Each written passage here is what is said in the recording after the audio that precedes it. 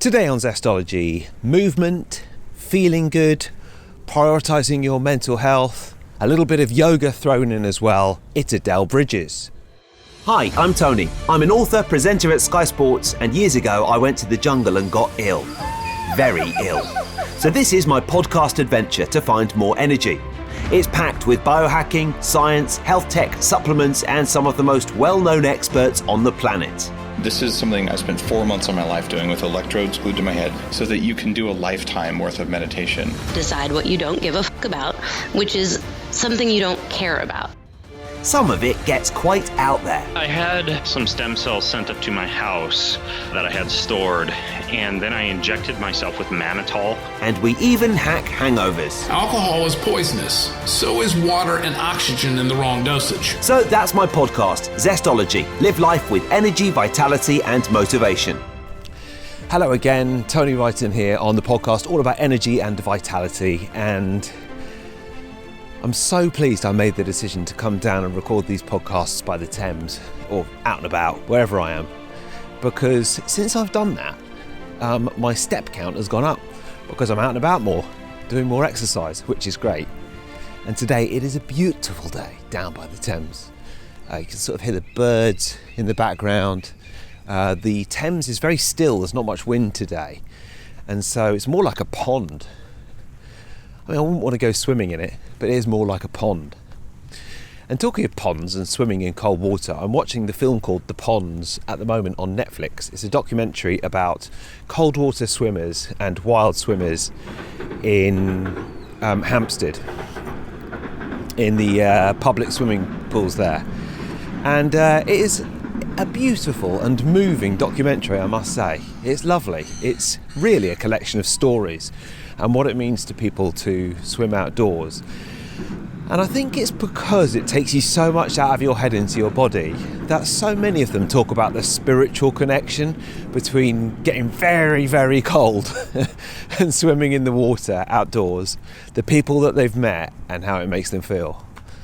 And it's a beautiful film, it really is. So definitely recommend that if you're one of the army of people who listens to this podcast and also like swimming outside. And I'm not going to lie, I was watching it last night and I googled how far is it from me to swim, to drive to those ponds and go for a dip, try it out.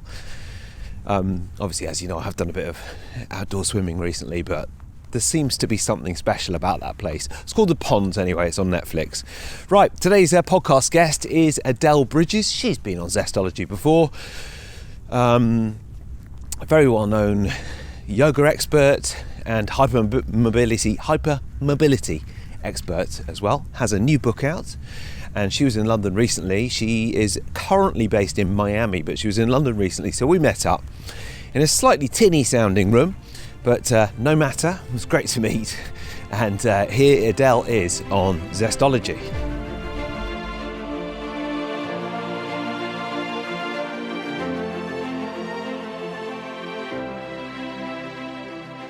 Adell, nice to see you. Nice to see you too, Tony.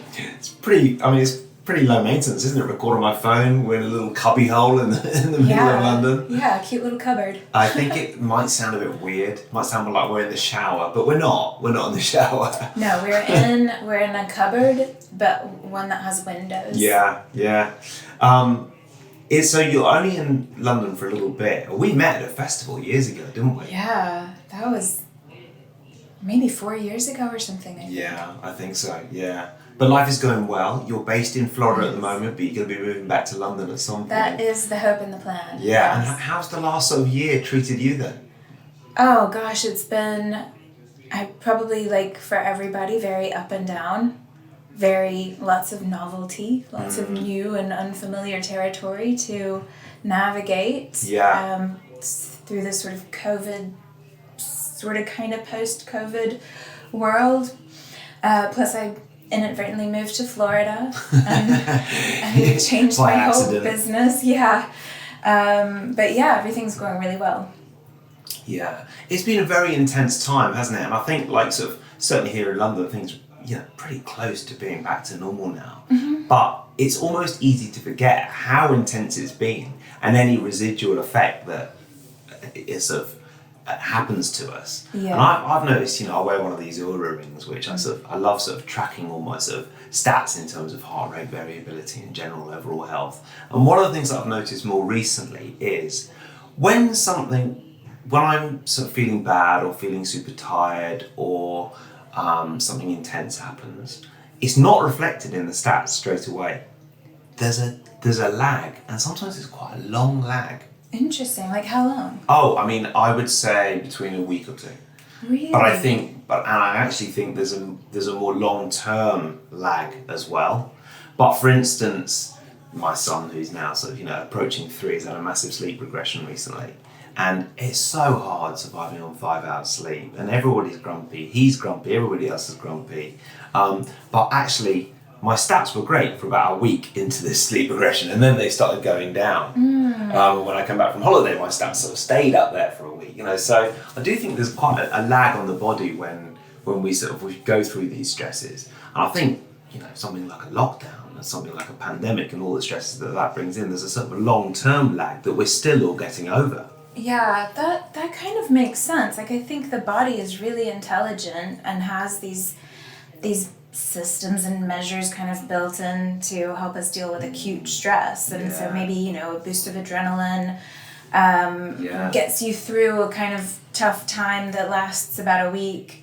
But maybe that starts to peter out. I don't know, I'm just kind of guessing. But that's kind of the difference between chronic and acute stress then, isn't it? Is that your body stops being able to just handle it quite so well, and then you start to see the effects. Yeah, I absolutely think that's right. Yeah. And I'm very interested to know that you've been incorporating neurology into your new book. Thank you so much, by the way, for bringing me a copy of that. My absolute pleasure. Yeah. And also into your classes as well. Yeah, I think that, I don't know if it's like that whole thing, like once you start looking for blue cars, you notice blue cars everywhere, and because I'm studying neurology now, I see neurology everywhere, but it does seem like it's starting to go more and more into the mainstream, like the importance of the role that the brain plays on understanding this more holistic integrative approach to the human body, whatever it is that you're looking at, whether it's mental health or physical health, exercise, sleep, whatever it is, that everything kind of goes back to the brain, and through that lens you look at the body as a whole instead of these individual systems. But then also the fact that we all have these very individual, unique nervous systems based on all of the events and experiences that we've been through, and that we can't have this one-size-fits-all approach to anything. And so I get very excited just seeing brain or neuro, anything, anywhere. And yes, indeed, I'm very big on bringing that into my yoga classes. You're so right about that one-size-fits-all. There's no way I just couldn't survive going out to do a sort of 10-hour day. I need to work out, I need to meditate, I need loads of holidays. And sometimes people say, you have a lot of holidays. Well, that's what I want to do. It doesn't matter if I'm going to stay in a sort of a wet tent somewhere in a field a mile away. I need that holiday. Yeah. Not everybody does, but I do. Yeah, exactly. Where, whether it's down to like how your brain is actually wired from birth, or like whatever beliefs you've picked up along the way, like it's all so beautifully complex, it's hard to pinpoint it anyway. So who cares? Let's just accept like we're all different and we all need different things. And I think that we're starting to see it like in the sort of medical and health world. Like there's these programs you can like send your poop off in the mail, and they'll send you like... I've taken a few of those programs, Yeah, and they'll send you back like a personalized report of like what food is good for you and all that kind of stuff. And I think that like looking at the nervous system and the brain is another way to recognize that, we're all going to be a little bit different and need different things. Yeah. Eventually there will be tests where you can do for your brain. You can already sort of send off a hormone test and that sort of thing, and it's fascinating to see how I did one of those and my cortisol did not peak at the right time of day. I think it was highest early evening, but that was when I was working at Sky when I was basically doing a lot of evening shifts. Yeah. Where you'd finish at midnight. Yeah, and your body responds to that. This Yeah. is like, I love it. Like, the body is so intelligent. And, like, you're working evening shifts, so your body goes, okay, need more cortisol in the evening. Like, and it all kind of will change depending on what inputs you give it, the environment that you're in, and that kind of thing. It's so interesting. It is, yeah. Just interrupting this podcast for one moment to remind you that it is brought to you by an incredible product from Bioptimizers called Masszymes. It is a best-in-class supplement loaded with full-spectrum enzymes for digesting proteins, starches, sugars, fibres and fats. What it basically does is supercharges your digestion. Your poor old digestion has gone through the festive and holiday season desperately working hard over all the indulgent foods that you've been getting in there, and what it does is it gives you a bit of a helping hand. So now that we're into January, now that we're feeling it's time to focus a little bit more on our immunity and maybe on our gut as well, taking Masszymes daily helps top off your enzyme levels and replaces the enzymes your body is no longer producing, which means you can eat all sorts of delicious stuff and digest them quickly and effortlessly. I think life is too short to suffer digestion problems. It really is. So try Masszymes risk-free and see what improvements you notice. You can go to masszymes.com/zestology. You can use the code zestology10 for a 10% discount. And just a quick reminder that with all the Bioptimizers products, when you try it, if you don't like it, they'll give you a refund, which is sort of where the risk-free element comes in. And also for a limited time they're giving away various other products on there as well. I've had a look on that site over the last 10 days or so, P3OM and HCl with selected purchases. So it's masszymes.com/zestology, and just give your gut a bit of a rest. As I say, life is too short to go through these digestion problems, and I think it is important to try out various supplements, track your progress and see what improvements you notice. Masszymes.com/zestology. If you're in the UK, you can use the code zestology10 as well at bioptimizers.co.uk. That's it. Back to the show. So with, obviously, you've been very busy since we last spoke. You've got your book out now and you've got your app as well, which I know is doing very well. And I've been sort of really interested from a business perspective. I've got all those questions out of the way before we started recording. But one of the things very interesting, I've just done a workout before this and I used the Peloton app to work out. And there's a lot of different options and they've got 5, 10, 15, 20, 25, 30 and then 45, 60-minute options. Mm-hmm. And I have a feeling, I did a 15-minute bike ride today and then a 5-minute stretch on the app. And I have a feeling that the shorter classes are the ones which are actually the most popular because they just sort of fit into people's days. Mm-hmm. And I know that you're finding that, a lot of people think that you do, because you're this sort of incredibly well-known yogi on Instagram and you can do incredibly advanced poses, people think you do 2 hours a day. Mm-hmm. That's not necessarily the case, is it? Yeah, people are often surprised when I say that I typically practice 10 to 20 minutes a day. But yeah, to me, it kind of makes sense from an evolutionary point of view. Before we exercised because we had to exercise, but rather we were just moving around all day in order to survive. Yeah. We wouldn't have sat down for 8 hours and then done a 2-hour run or whatever. We would have been kind of moving in little bits throughout the day. And I think if you look at it from that point of view, it also just makes sense that it's probably better for most of us. I won't say all of us because we are all different. Mm-hmm. And of course, for a lot of people, it's just a matter of what they can do. But yeah, I think, and there's probably studies out there to show that we get more out of a short burst of exercise than trying to power through 2 hours of yoga or whatever. Yeah. I mean, and obviously a different sort of class provides different benefits, doesn't it? But, for sure, yeah. I love a good long yoga class when I can fit it in to my busy schedule. But yeah. You're right though, and something, obviously we're at my office here in White City at the moment, and I do sort of sometimes think, I absolutely love almost everything about this new life of sort of being my own boss, working my own hours, and I love the work as well. But I do find, even with everything I know, and I try and walk a lot and take breaks and everything else, sometimes I'll be sat and I won't even get up for 4 hours on my laptop. With my laptop on my lap, which probably isn't very good for anything. And I struggle to reconcile that with the fact that I know that constant movement throughout the day, as well as a workout, is so important. Do you find the same thing? Yeah, for sure. It's what I've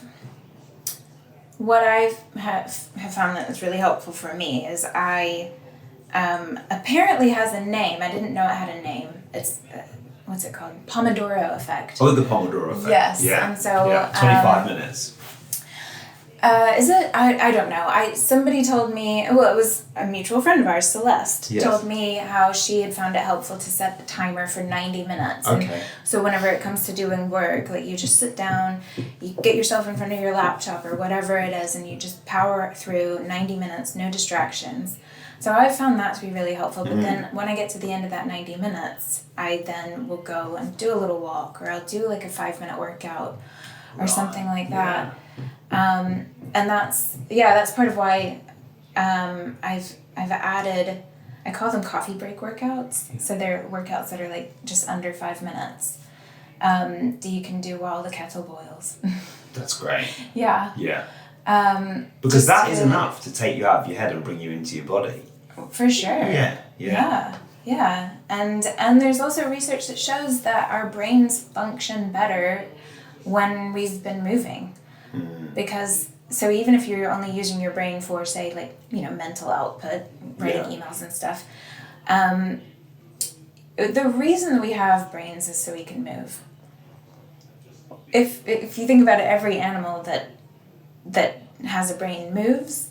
There's even an animal called the sea squirt, which is born with a brain, but then after it kind of floats away from wherever it emerges. I don't know. I don't really know the biology of sea squirts, but they kind of float away and then they latch onto a rock or something like that, and then they don't go anywhere else for the rest of their life. They don't eat the brain anymore. They eat their brain. Oh my goodness. They eat their own brain. Yeah. Tasty. I hope so. I hope that they really enjoy that process. But yeah, we need movement as brain owners. Yes. Yeah. Yes. And that is something I certainly have. I'm a big fan of Rhonda Patrick, who's, you might have heard of her, she's a doctor and very highly qualified, involved in a lot of research studies as well. And she was saying something about the brain and movement, and she said, which really got me thinking actually, she said, whenever I've got a big presentation or there's anything important to do work-wise, I will always, and it's non-negotiable, I'll always do a workout first, even though it's like intense 15 minutes, because I know it gets my brain working differently. And I have to say, I tend to sort of power through the day and then work out about 3-4 o'clock. Well, today I've worked out already and I feel bloody amazing, and that now I'm like, my brain is firing so well because I've done that workout already. Yeah. It's mad, isn't it? It just works. Yeah, and I get really, really passionate about this, getting people to understand, you get the dopamine hit as well of knowing that you've done a good thing for your body and you feel good for it and all of that, and hopefully that kind of leads into this reward system and allows for the continuation of doing this good thing. But I think people overthink movement and exercise and I have to go to the gym, or I have to do this, or I have to do that. You can use the world as your gym, take the stairs instead of the elevator, or whatever it might be, or download Adell Bridges app, or just go into the App Store. Yes. Don't use the world as your playground. Use my app. Yeah, I totally agree. I still find it hard. Sometimes it's just you need 4 hours to get involved in a work project. For sure. Yeah, and actually, Adell Bridges, who I follow, and he's been on my podcast a few times, is sort of Alzheimer's expert, and he had the best-selling book on all of Amazon for 3 days, called The End of Alzheimer's.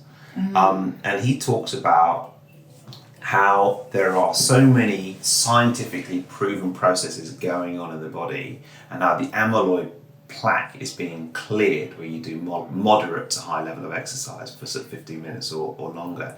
And they've taken a lot of elderly people who already are diagnosed as suffering with some sort of brain illness, such as Parkinson's or Alzheimer's, and they've shown that their brains work better when they do exercise. I mean, you don't need any more proof than that to go and work out for your brain, do you? I hope not, but I think that we're very short-term thinkers. Yeah. It's the way that actually our brains work as well. It's funny that the brain is almost the way that it's wired is counterproductive for what it needs, because the brain, and when I say the brain in this context, I mean more like the old brain, the lizard brain, the subconscious part of us, is constantly looking for threat and trying to make sure that it keeps us safe. But specifically right now, today, survive today. We'll worry about tomorrow when tomorrow comes. Like that's kind of how the brain is, and it's like the brain, it's not concerned with you being happy, it's not concerned with you liking the way you look in the mirror, and it's not concerned with if you're like getting all the great stats on your Oura Ring app or whatever, right? It just wants you to survive, and it thinks that we're still living out in nature and that we need to preserve energy because fuel is scarce and all of this kind of stuff. So in a way, like, in order to do what's best for our brain, we have to work against our brain. We do. I have that problem with food. I intermittent fast, but when I eat big, and I find it hard to stop. Yeah, I know what you mean. But intermittent fasting is another thing that's been shown to decrease the amyloid buildup, right? Yeah. And when you eat a lot, like I do, you have to intermittent fast to sort of balance it out. Well, it's all about balance, right? Yes. However you find that balance. Yeah. We've initiated walking meetings in my company. All our meetings are walking meetings, unless we absolutely have to be in front of the computer for it. And I have found I look forward to the meetings a lot more. Yeah. And I've done walking podcasts before as well. But I haven't yet found a microphone system that is quite good enough for the quality. To be honest, it doesn't sound like you're in a shower, so maybe we should have done a walking podcast. Yeah. Because I think there's a sort of a different dynamic. Maybe we could do a Peloton podcast. That'd be great, yeah. Well, you know the Seinfeld series on Netflix, Comedians in Cars with Coffee? And it actually does work well, when you're sitting alongside each other, you're doing something. I think you probably get a different vibe out of your guest where you're sort of going somewhere or doing something. So that might be a more natural, I suppose. Yeah, just kind of like walking alongside and looking at the trees. And I think there's also something to be said for just having things in your peripheral vision and being able to kind of look around, look up at the sky, be in the sunlight. All of those things are also all good for the brain. And from a body language perspective, not being sort of opposite each other or not looking at each other all the time. Yeah. And obviously on Zoom that's even worse. Like it's just constant eye contact. Whereas when you're in person, there's these sort of natural breaks where you're looking around. Or it's just less intense. And at least when you're in person, you don't have like a little thing in the corner showing you what you look like. Yeah. Because that is a distraction and a half. Oh my gosh. Trying to like listen to what somebody else is saying and you're like, oh my gosh, what's going on with my hair? Yeah. So the book is out. The book is out. And the app is doing well, and Instagram's going well.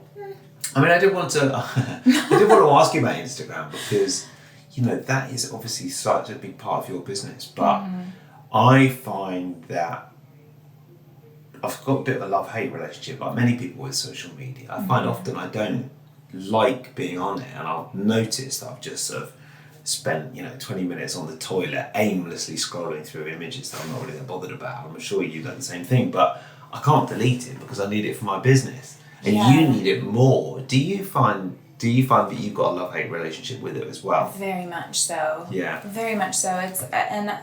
It's something that's been very much on my mind in the last couple of weeks as I've been thinking about, like, can I just have somebody that just does it for me and I don't even have to go on the app and all of that. But then at the same time, like, until yesterday I was in Vienna, and I would not have had the opportunity to go to Vienna and teach workshops there and meet all of the lovely people there if it weren't for Instagram. And I think about all of the places that I've been and all of the people that I've met and all the opportunities and experiences I've been able to have and benefit from because of Instagram. Yes. But then at the same time I think, but maybe I can see that as like, that was a great time in my life and now I moved to a new chapter. I don't know, because I know that like my engagement has gone as much less than what it was a year ago, 2 years ago. And I like to think, I mean, it's probably to do with the algorithm more than anything, but I like to think that's because my followers have all, not all of them, but the ones that are not there anymore, not seeing my posts anymore, it's because they're out like playing in the park with their kids, with their friends, whatever. Yeah. They're just out enjoying life and they're not on their screens. Yeah. That's what I like to think. Yeah, I think that sounds very unlikely. I mean, I'm sure your engagement is only down because of an algorithm thing, but I don't know. I mean, one of the things that I've played with is using the in-phone controls to stop my use of certain apps. Yeah. And they just don't work, and deliberately so. On the iPhone, I mean, have you got an iPhone? Uh-huh. Yeah. It just doesn't work. Like, if you want to override it, you can, and obviously I do. Yeah. And every single time. Every time. Yeah. I think in 10 years' time, they will work.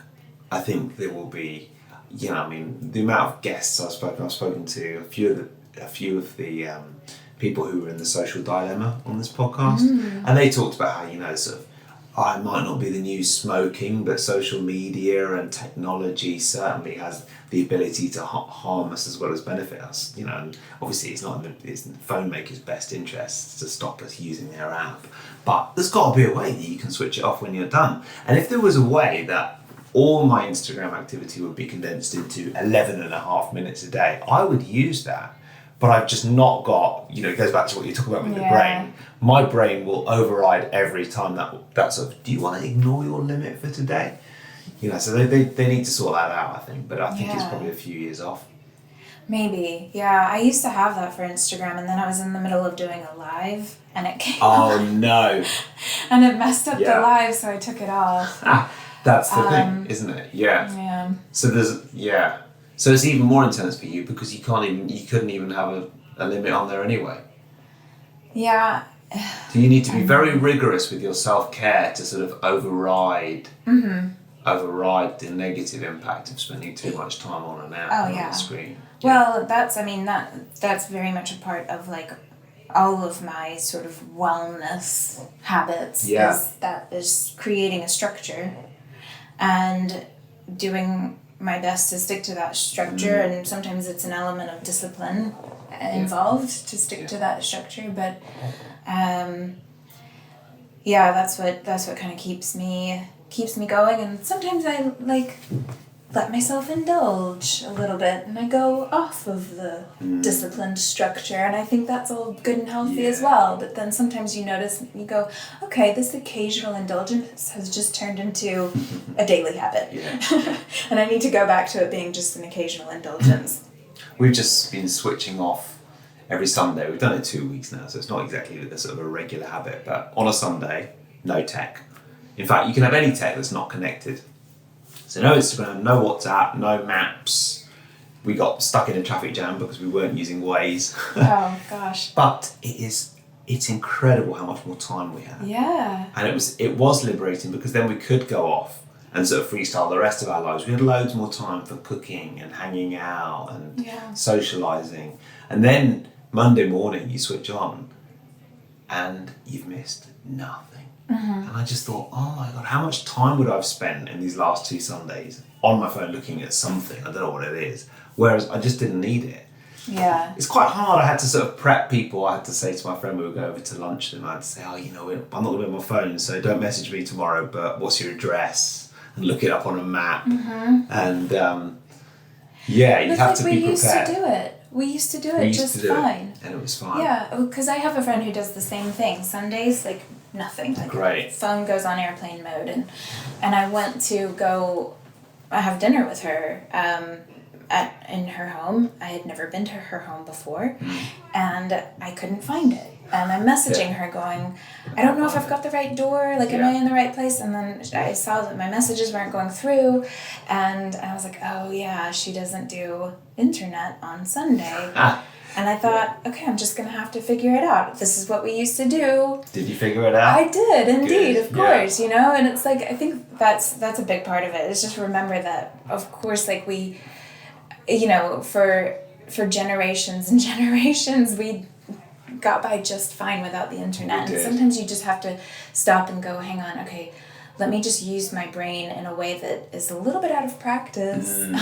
That's it. It's still there. Lovely. I think we're going to make it a regular habit, and I hope we do, because it is so nice. It's quite refreshing, I must say. Yeah. We haven't got too much time left. I'm conscious we might get kicked out of this room at any point. What is one book you'd recommend and one tip for living with more energy? Okay, so the book recommendation is something that, it's a book I've actually read 3 times. Okay. Years ago, but it's just recently been revived in my life because I interviewed the author of the book for my app. Yeah. And he's kind of a sleep expert. So the book is called Healing Night. I think this subtitle or whatever is like The Science and Spirituality of Sleeping, Dreaming, and Wakefulness or something like this. It's by a Dr. Ruben Nyman. Okay. The book changed the way that I look at sleep and therefore changed my life. And because I know that you'll agree, like if you get good sleep, then everything else in life is just easier and better. To me, it starts with sleep. Yeah. So that book, Healing Night, I highly recommend. It's unlike all the other sleep books out there. He takes a kind of different approach, and it's beautiful. And I suppose on that, I would say that, the tip for vitality and all of that is, sort out your sleep. Sort out your sleep. Yeah. Yeah. Start to get a good night's sleep. Like, prioritize it. I agree. I mean, honestly, there's not. You can take all the supplements in the world. You do all the different. You can go red light therapy or go into a sauna or do exercise or whatever you like. It's not going to be as good as an extra hour of sleep, is it? Nope.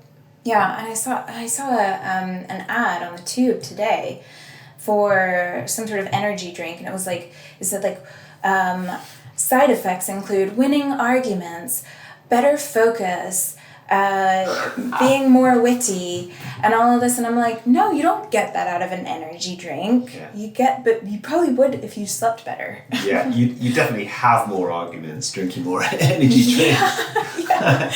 Have more arguments for sure, yeah. That is classic. Winning arguments. Yeah. Okay. Well, look, it's really nice. Thank you so much for coming in here you. in this odd cubbyhole. We'll see how it sounds. Where can people find out more about, obviously, your lovely book, which you've signed for me, which I'm very grateful for, and also, and by the way, the book is a beautiful specimen. Thank you. Yeah. We are very proud of it. Me and Celeste Pereira, who I co-wrote it with, we're very proud of it. Yeah. Thank you. Did it take a long? I mean, it must have It took blood, sweat, and tears to put it together. Yeah, it was a lot. It was a lot. So where can people find that, and obviously more about the app and everything you do? Well, gosh, I'm not very organized with like having all of those different things in one place. Probably the best place to start would be my website or my Instagram account. AdellBridges.com or Adell Bridges on Instagram, and from there you can pretty much find everything else. Great. Have a good day. We should go and do some movement now. Yeah. Thank you so much, Thank Tony. you.